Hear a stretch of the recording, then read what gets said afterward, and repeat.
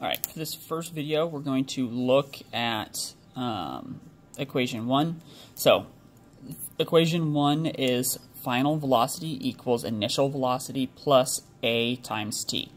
So, if we have a squad car traveling at 7.0 meters per second east, it speeds up to 22.0 meters per second east in 1.7 seconds. We want to know its acceleration. So, in all of these problems, first thing I'm going to do is draw my picture. So,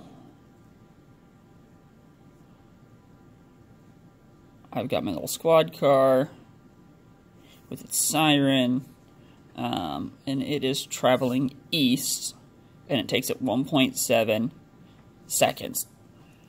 So, whenever we do any of these big three kinematic equations, the first thing I always do is I list out all 5 variables. So, we have final velocity, initial velocity, acceleration, displacement, and time. So now when I go through and look at my problem, so a squad car traveling at 7 meters per second east, that's going to be its initial velocity. We're told that it speeds up to 2.2 meters per second east, so that's our final velocity. We are told it's done in 1.7 seconds, and then we're asked for the acceleration, so that's our unknown. So what we don't need in this one, what this equation here never needs, is displacement, so we can just kind of cross that off. So now we're just looking for acceleration. So if I rewrite my formula,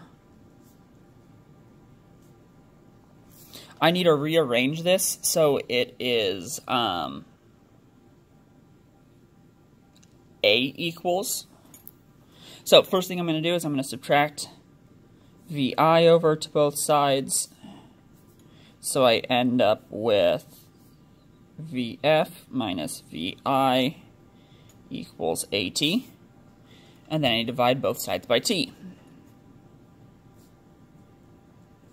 So then our t's cancel. And if you notice, A equals VF minus VI all over T, we've already had this equation. This equation was how we calculated acceleration beforehand. So now we just need to plug in our numbers.